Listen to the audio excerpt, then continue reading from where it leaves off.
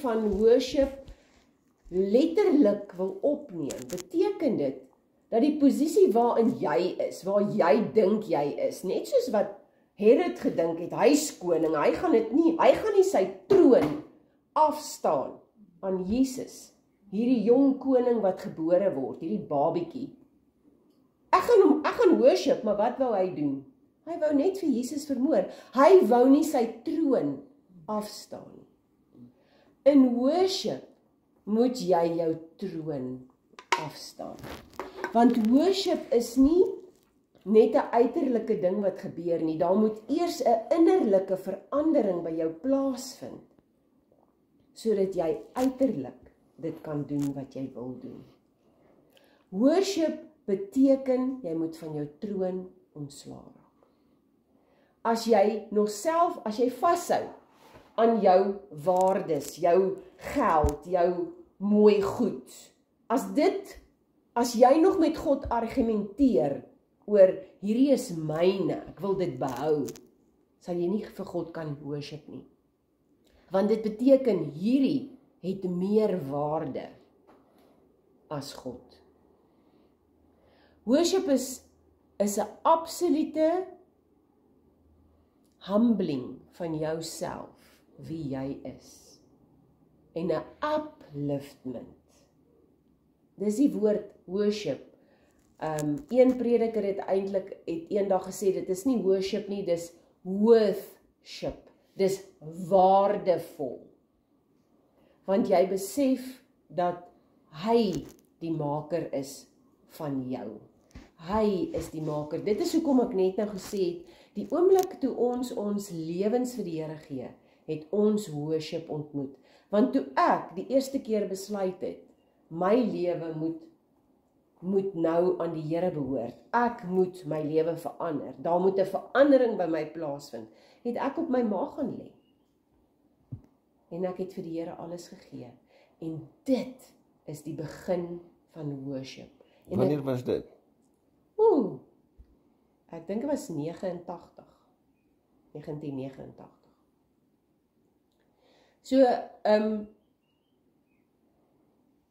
laat jy my helemaal van my storie af.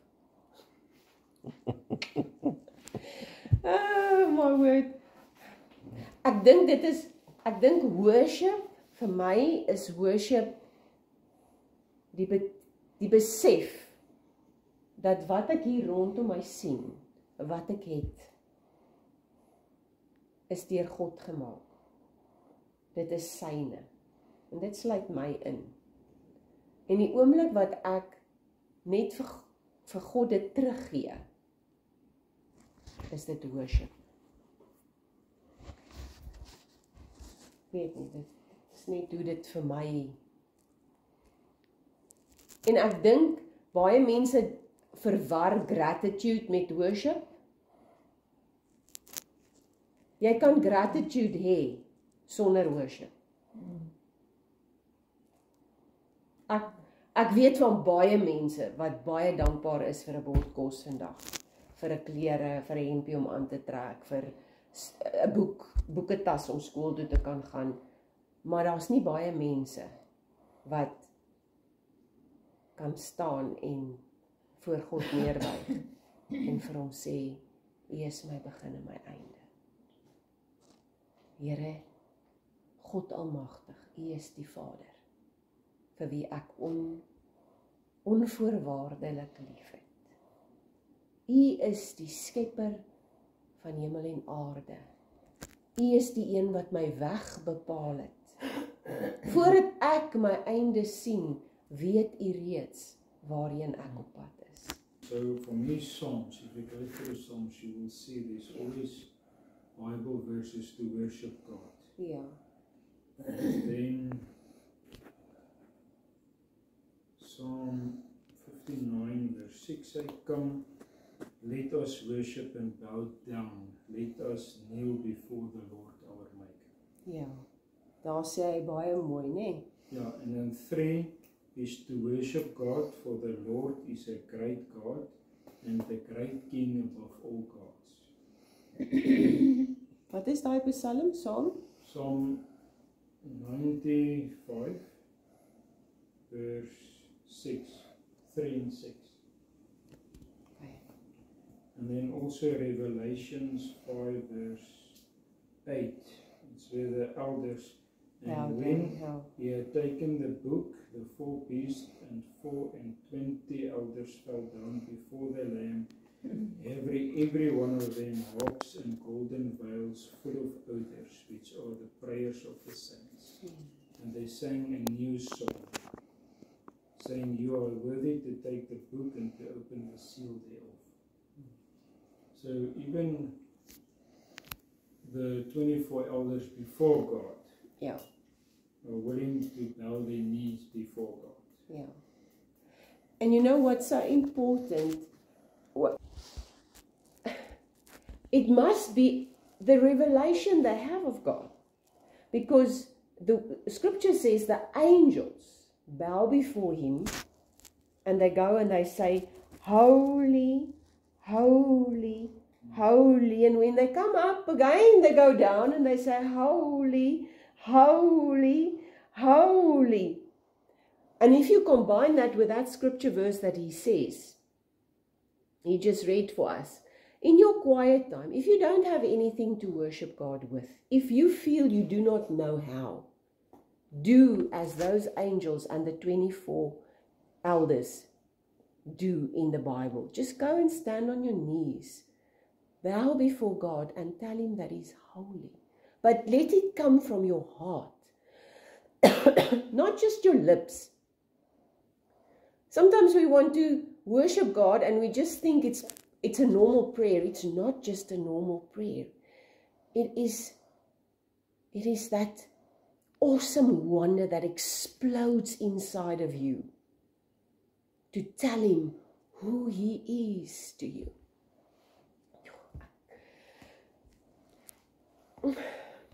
Ek word erg bewoe as ek daaroor praat, because it's an intimacy in which you tell God how much you adore him, how precious he is to you, how valuable he is to you, how valuable it is to be in his presence.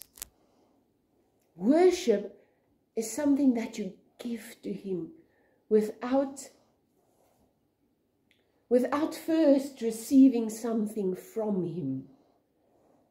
It is giving him what is in you. It is giving him your heart.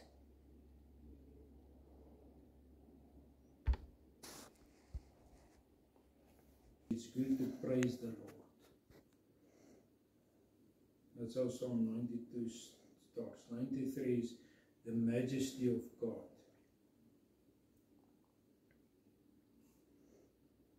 And 95 is a summons to worship the Lord.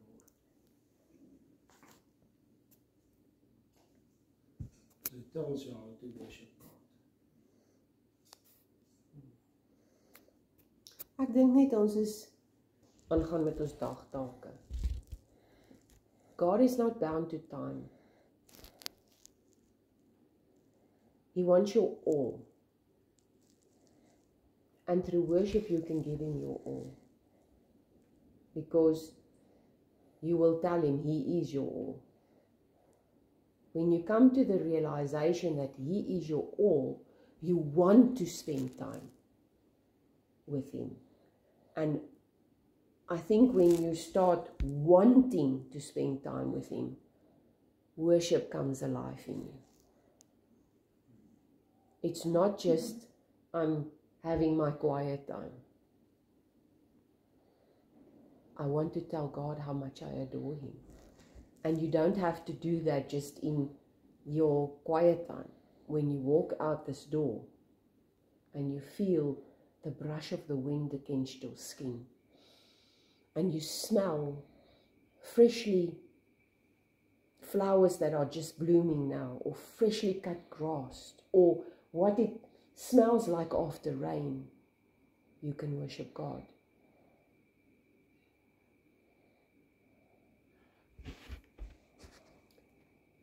Worship is also not about where we are in our life, whether it is going well with us or it's going bad with us. Because worship is not praise. We praise God for His manifestation when we pray for a healing and it takes place. Then we praise God. But the person that was changed will worship God. Because it happened to that person. If I can say it like that. The situation that you are in shouldn't predict your worship. Because God is still God. When you worship, you tell God who He is to you. And that right. David, why Jacques has told us a lot about the Psalms. What happened in David's life was, David would go through certain circumstances.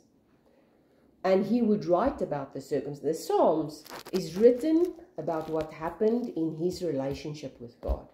So David would start complaining because there was a battle and he was slaughtered, or they took away all his wives, or whatever happened with David. And he would start complaining, and all of a sudden, the realization would strike him, and he would realize that God just brought him through. And then he will worship God because he would know who God is. He's the one that won the battle.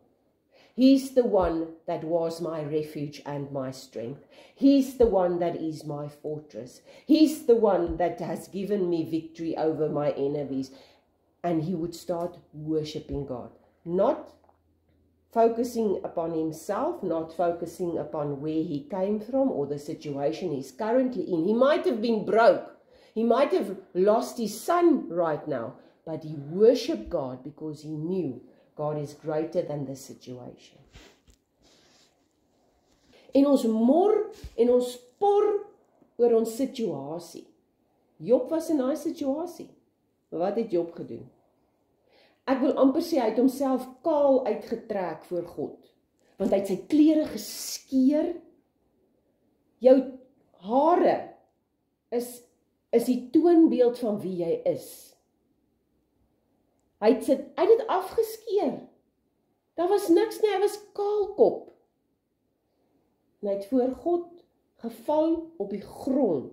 Nie 'n sagte mat nie, nie 'n warm plekkie nie, want hy het dit nie gehad nie, hy het alles verloor. En hy het God geworship. Hy het nie gecomplain nie. So worship het nie te doen met ons situasie nie. Worship het te doen met wie God is. Hy het geweet, ek het nie al die antwoorde nie.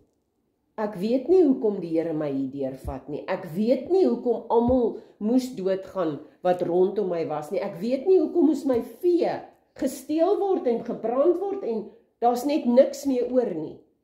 Maar ek weet, blessed be the name of the Lord.